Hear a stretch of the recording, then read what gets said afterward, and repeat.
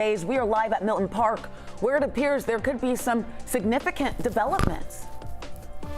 And the sun is shining today. Temperatures are on their way up, much warmer than yesterday. I'll tell you if that warm air will last through your weekend. And it is National Wear Red Day, the symptoms that signal heart trouble and what experts say you can do to fight the heart disease. Hey, thank you so much for joining us here on 11Alive Plus at 12:30. I'm Faith Jesse. We begin with breaking news at this hour in the search for Nathan Smith. He is the son of Atlanta rapper and producer Lil Jon. Well, right now, there's a large police presence near a Milton retention pond close to where Smith was last seen. 11Alive's Marissa Sarbach hustled down to that lake. Marissa, we know that there are a lot of emergency responders, police presence. Can you tell us what you've learned from police about this search? So far, we have not heard anything from police, Faith, but we are standing on scene just outside where that pond is outside this development. So it's Mayfield Road and Baker Drive. And I can tell you there are probably a dozen, if not more, of police and fire crews on scene here. We've also seen the dive team go into that pond outside the development. Now, police actually moved us out about 45 minutes ago. So if we can, I want to take this chopper video live because this will show you exactly what the scene looks like. So it gives you a better vantage point, again, because we've had to have moved back at this point, but we did see that dive team in there. They had a couple of people in the water looking at this point for who we believe is Nathan Smith, but we're not even sure. We haven't gotten anything confirmed from the police department here. They are still looking. They're still over there from what we can see just now, but again, we've had to have been moved back. I will tell you we were allowed closer to the scene about an hour ago. They moved us out about 45 minutes ago. We could see them bringing a tarp. We could see them bringing a tent out, some black bags. So it does appear that they have found something. We just are not sure at this point what it is. And again, nothing confirmed from police, but we do know this is the last area where police say Nathan Smith, rapper Lil Jon's son, was seen Tuesday morning about 6 o'clock in the morning. And we do know that police said he was without a cell phone and he was disoriented when he left the house. Faith? Yeah, Marissa, thank you so much for those updates. We know the family is hopeful, asking for privacy. His mom even organizing a search. But we will continue to stay on top of this, Marissa. Thank you so much. Let's get a check of your 11Alive weather impact forecast. Meteorologist Melissa Nord also rocking her red today to promote heart health. How is the weather looking? Is it looking hardy and healthy? It is pretty hardy out there. It's going to be hardy and colder tomorrow, but actually a really nice afternoon to spend a little bit of time outdoors in the sunshine. You can see those blue skies over the airport right now. Temperatures on their way up through the 50s this afternoon, and that is a lot warmer than where many of us will end up by tomorrow. Clear skies across North Georgia. I want to take that radar and satellite and turn it to the north. Look at this up across the Midwest, pushing into the Kentucky Valley. It's a little clipper system, we call this. This does not have a lot of moisture with it, but in advance of that front, there is some snow pushing across the Appalachians, the Blue Ridge, into the mid-Atlantic, and then for us, it's going to be dry air that pushes in with some really gusty winds as we head into the overnight and into tomorrow morning. So stronger wind gusts will be building in. Right now, though, we're seeing those temperatures warming up considerably from yesterday. We're already up to 50 in Atlanta, 49 in Athens, 46 in Blairsville. The numbers don't lie. They're running on average about 15 degrees warmer than it was 24 hours ago. So actually pretty decent this afternoon for a little outdoor time. We'll top out just shy of 60 degrees today, either side of it for your Friday afternoon. That's a few degrees above average this time of year. I do expect the winds to pick up as we push closer to sunset tonight as that front rolls in here. We'll talk about some of those peak wind gusts and what that means for your out the door forecast for your weekend. That's coming up. Faith? Hey, those temperatures are looking great. You all are going to be the most popular meteorologists in all of Atlanta. Well, right now we do continue our coverage of the shooting death of a 17-year-old boy at an extended stay motel. Police telling us that they do have a suspect in custody. We know that the suspect is identified as Shamarcus Cochran. He's being charged with involuntary manslaughter and reckless conduct because the shooting, it happened last night at the Live-In Lodge Lilburn on Stone Mountain Highway in Snellville. And police say that Cochran told them he had returned from a gun range. He was cleaning his gun when it went off, and then the round went through a wall. Police say it hit a teen who was playing video games at the time, killing him. We do have more on this investigation coming up on 11Alive News at 4 and streaming right here on 11Alive Plus. Well, this is just into the newsroom. DeKalb County police say a fourth suspect was arrested in connection to a burglary at NFL quarterback Shedeur Sanders' home. Officers say that they arrested Carlos Morris in an apartment on Glenwood Road on Thursday. He is wanted out of Medina County, Ohio. Police say that he is one of four suspects seen running from Sanders' home with $200,000 worth of items. Investigators say it happened during Sanders' debut game as Cleveland Browns quarterback. 3 other men from Atlanta are behind bars charged in connection to this burglary that took place in November. Hey, today we are waiting to learn how a federal court may rule on a motion filed by Fulton County seeking the return of all files from the 2020 election that the FBI confiscated last week.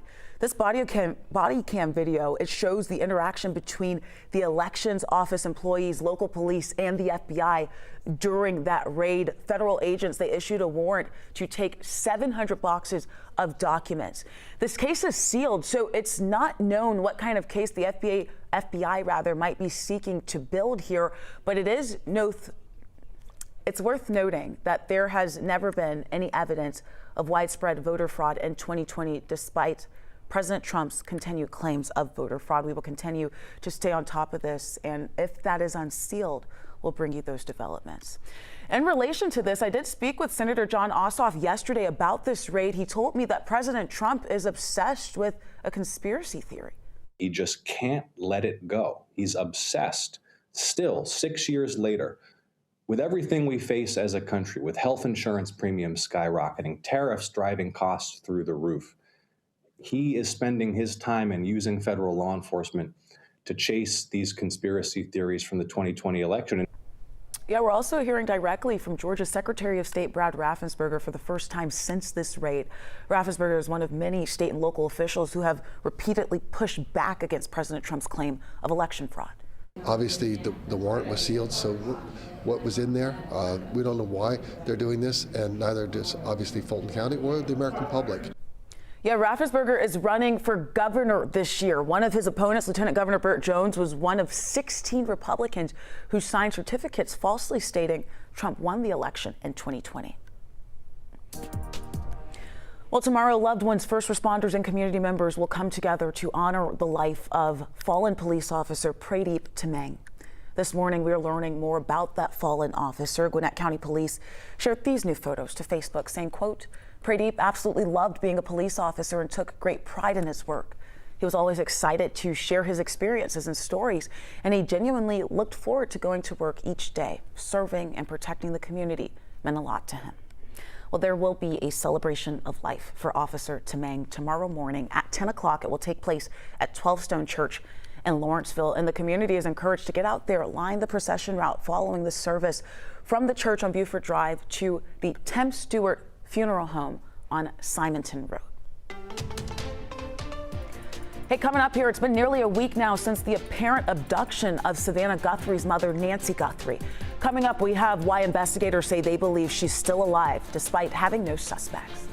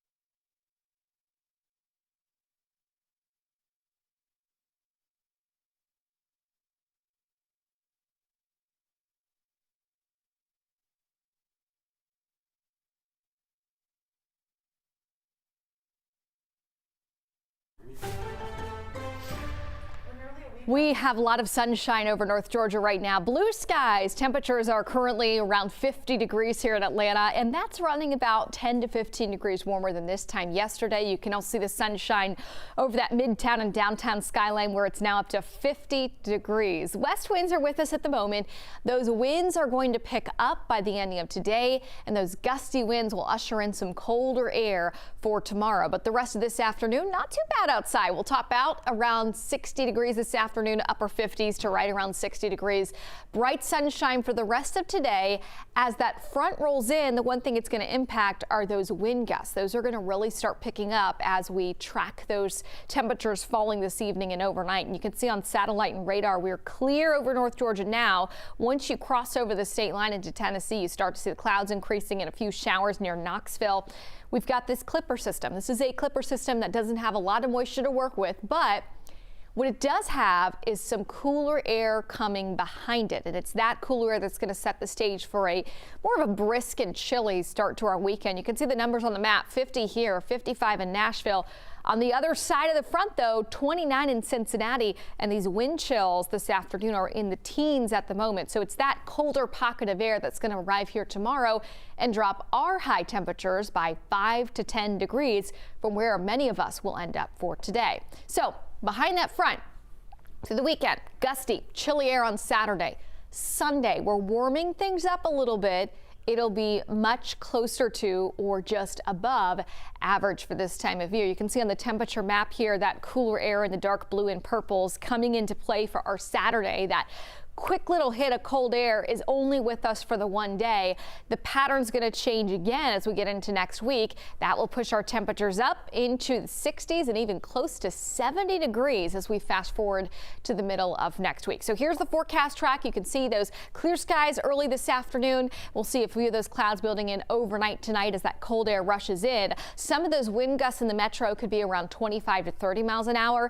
In the higher elevations of the North Georgia mountains, we could see gusts around 40 miles an hour. That will be high enough to cause isolated tree branches that could snap. I'm not going to rule out a power outage, but those gusty winds roll in, and watch our temperatures by tomorrow morning. Noticeably colder outside. We'll step out around the freezing mark, and then the sunshine tomorrow and the gusty winds, it'll keep that cold air filtering throughout the afternoon. So we'll top out mid 40s and upper 40s tomorrow, as opposed to the mid and upper 50s and some 60s on the way for today. So at least 10 degrees cooler in some spots tomorrow afternoon. We'll go into your Sunday. We can see clear skies to start by the end of the afternoon. A few of those clouds are building in, but for Super Bowl Sunday, the temperatures are rebounding into the mid and upper 50s. That means if you're trying to pick a weekend day to spend a little time outdoors, might be Sunday. Right ahead of the game, do some flag football and stuff in the backyard, and then watch that game on 11Alive in the afternoon.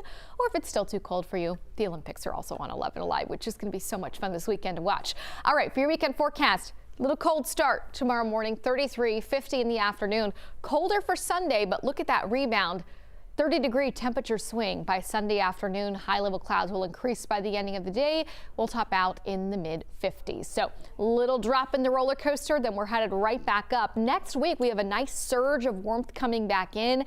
That'll send our temperatures more than 10 degrees above average for this time of year. It will send in more cloud cover along with those warmer temperatures, a little more moisture. But as of right now, no widespread opportunity for rain coming over the next 7 days there. We'll have to wait a little bit longer for that. For today, enjoy some time outdoors. Gusty winds will be picking up by the end of the afternoon. Those really peak overnight tonight, but temperature's going to be shaping up very nice and mild for this time of year. Upper 50s and low 60s tonight. Clear skies, gusty winds, wind chills tomorrow morning, stepping out in the 20s. Actual temperatures right around the freezing mark. Then for the afternoon on Saturday, struggling to get to 50 degrees. That'll be more than 5 degrees below average for this time of year. All right, 7-day forecast. I like next week. I'm not sure if I like how chilly it starts for this weekend. We've got a few showers on the way Wednesday, and then I think we might see some more rain coming into play at some point over next weekend, but looks like that mild air will last for at least 3 or 4 days here with temperatures well into the 60s. There's more news on 11Alive Plus coming up right after this.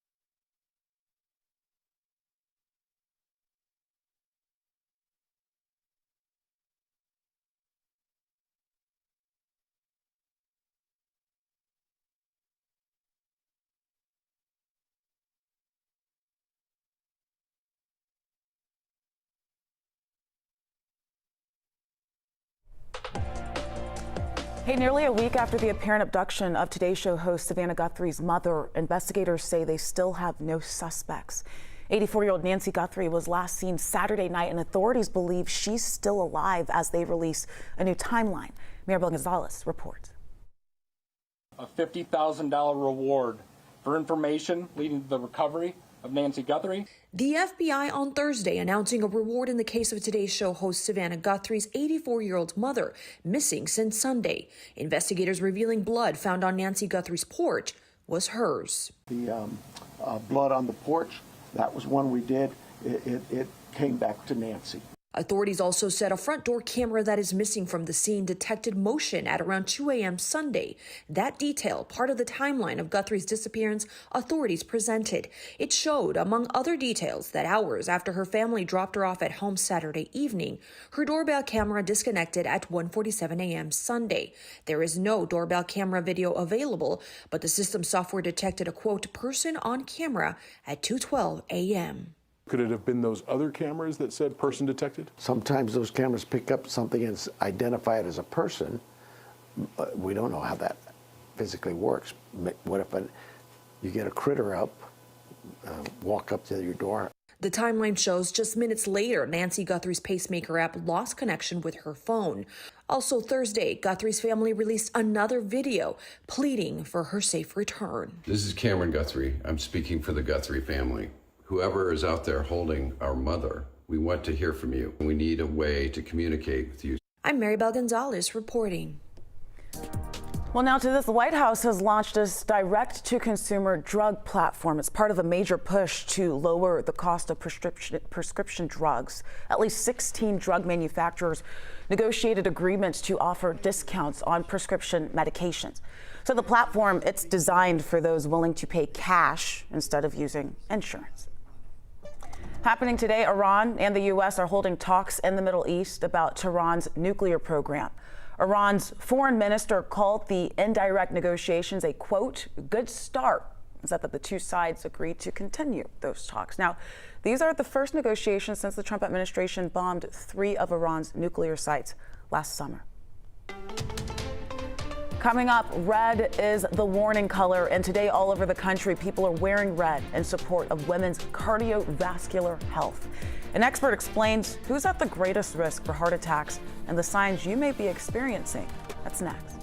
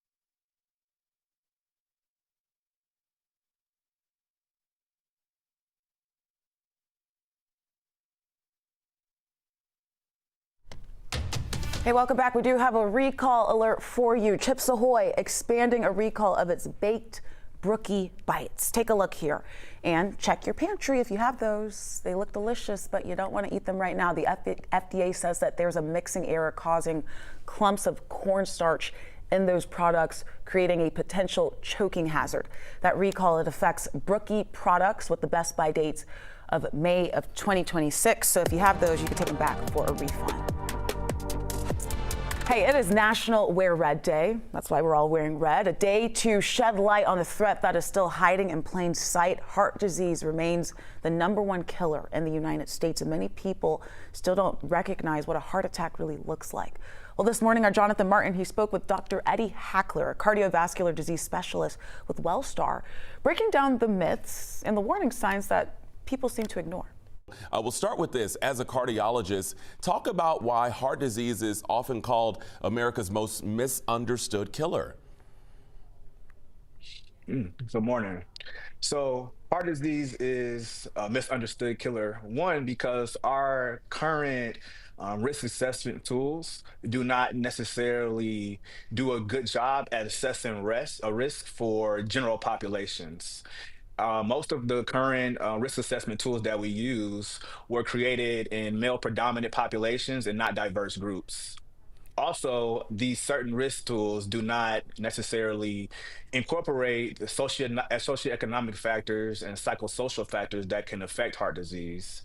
And also, there's still gender and racial disparities that occur within clinical practice.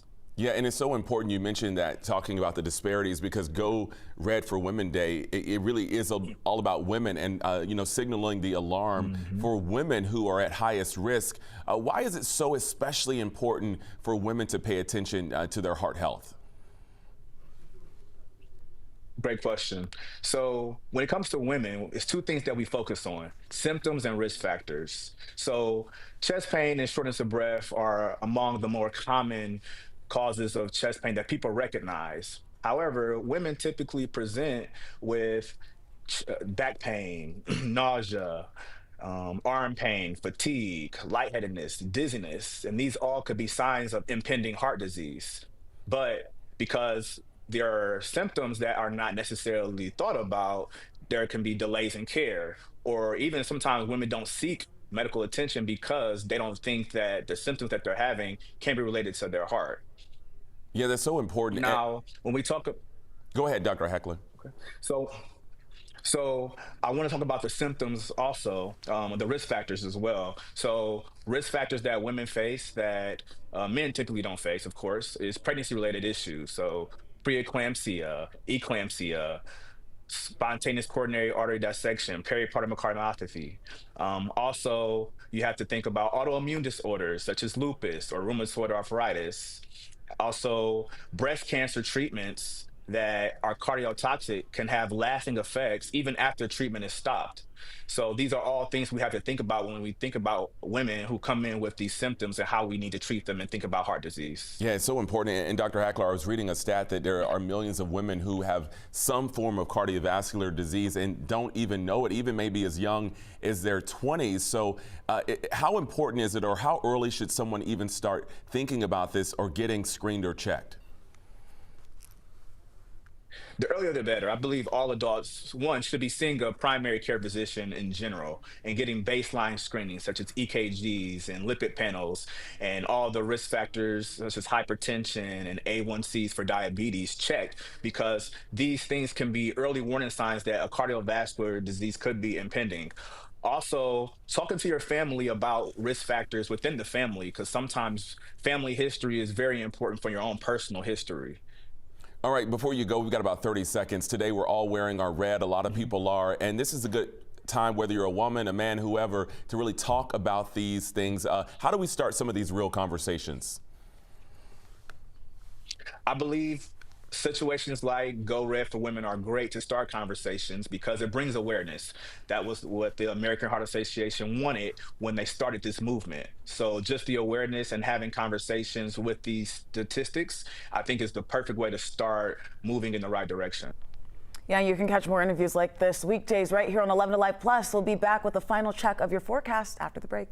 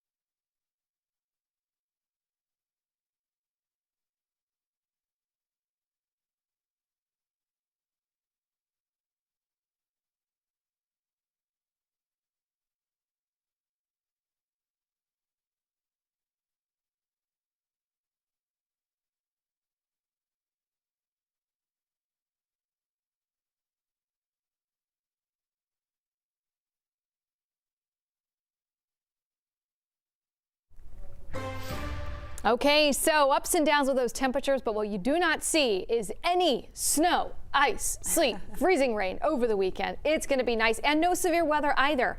It's been